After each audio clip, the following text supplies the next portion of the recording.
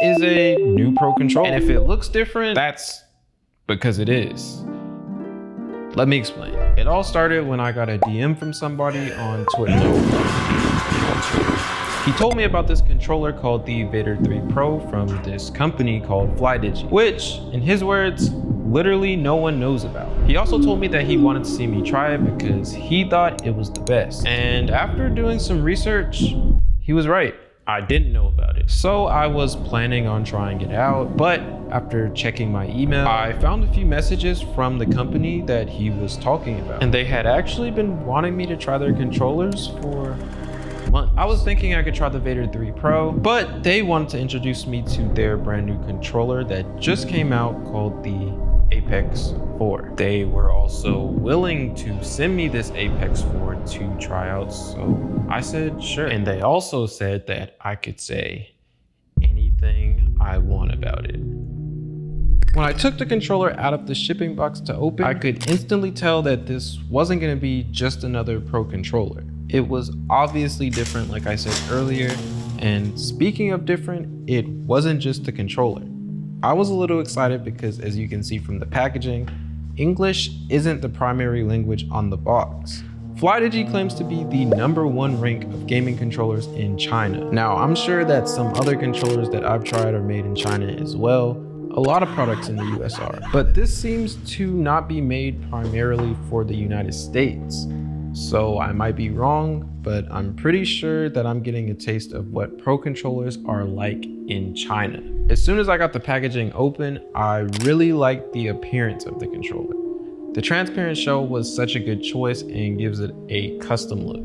This is the first PC only controller I've tested, and it has the Xbox size and layout. There's 4 paddles on the back, and they kind of remind me of the Scuff Instinct, where you use your middle fingers to press both paddles on both sides. Well, at least that's how I use it. But this is my favorite layout for 4 paddles, if I ever find myself actually using 4 paddles. For the Apex 4, I do wish the extra 2 paddles were placed a little closer together and maybe at an angle to where I could press them a little easier. Other than the appearance and the mechanical buttons, everything else looked pretty normal. But after reading the instructions, I got to try something new that they added for their new controllers, which is subtle, but can also be really important to pro level gaming. It was their force adjustable analog sticks. You can actually take off the analog stick, the D-pad, and the transparent faceplate, and there's a little tool hidden on the right side to adjust the tension of each analog stick. You can make the analog stick really tight or really loose. But as usual, I kept the default for now just to see if I needed to tweak things to my preference in the future. And believe it or not, this is actually a solution to a make or break problem that no one really ever takes into consideration when buying a new controller. I've had DMs from people that return brand new controllers right after they bought them because the analog sticks are just too flimsy, especially with the Astro C40. So implementing something that you can constantly tweak, that can subtly improve your gameplay, that you actually have a preference for, whether you know it or not, was pretty smart. Anyways, giving this controller a simple eye test, there were also some things missing. Maybe some extra accessories if you really care about extra accessories, the raised analog stick, which can easily be made and sold separately, and no trigger stops, at least I thought. But then I quickly found out that with the software, this controller gets really interesting.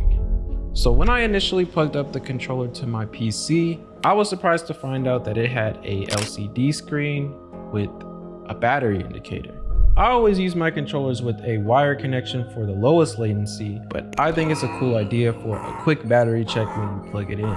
But that's probably the least coolest thing this controller can do. When I downloaded the Space Station software from the website and registered my controller in the application, there were customizable RGB lights that made this controller look really flashy, giving it even more of a custom look. Speaking of customization, the application is definitely a necessity in order to unlock the full potential of this controller. From mapping the binds to playing with the dead zones and the sensitivity curves, and also changing the force adjustable triggers, which are the alternative option to the trigger stops that I was looking for earlier. There's a bunch of dedicated settings for each trigger that bring a realistic actuation to each press. It sounds confusing, but I'm gonna also do my best to show you. The sniper setting is self-explanatory and it has a lot of feedback. The racing setting has a lot of tension and can emulate a gas or brake pedal. The recoil mode is made for first-person shooters and maybe some arcade games. And last but not least, the trigger lock setting, like I said earlier, completely replaces the trigger stops. It works by fully allowing the normal tension of a certain amount of an actuation, and for the rest of the actuation, the trigger will cut to its highest tension, which creates a trigger stopping effect with something called dampening. So it doesn't fully stop the trigger, it just tightens the rest of the trigger press, which literally stops you from finishing the actuation with your muscle memory. This was definitely a unique alternative, and after finally finishing the process of setting up everything, I was ready to finally test how this controller plays. I load it right into my usual Fortnite practice maps, which is basically my way of testing or benchmarking every controller, and started off really slow. I haven't played this bad in months, and I actually ended up instantly adjusting the tension of the right stick and trying to find something that felt comfortable, because for some reason this controller just felt off. I also had no idea if I liked the dampening on the triggers either, but the more I played with the controller, the quicker I was learning it and getting better. I usually think that every pro controller plays exactly the same, but with how customizable this one in particular is, I'll admit that there is definitely a learning curve to it, and that you would probably have to play with it way more to master it. But once I got to the second practice map and tested the mechanics, you can see how comfortable I had already got, and I had no problems running through the edit course at basically full speed. Sure, I was a little nervous after the first few minutes of using the controller, but literally after about just a half hour of gameplay, this might actually be the best I've played with the new controller. So I was thinking that it was time to probably test the controller in Fortnite's competitive game mode like usual to see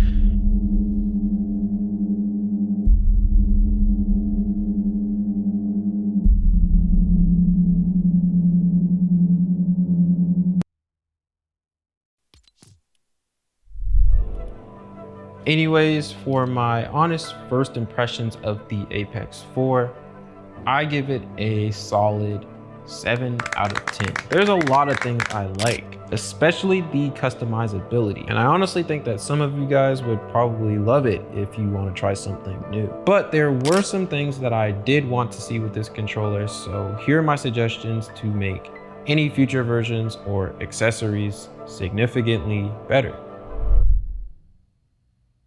Well, that's the end of the video, I guess. I would go and spend the rest of the day looking through my Twitter, but since no one wants to DM me, I guess I'm just not gonna have anybody to give these 10 Apex 4 controllers to.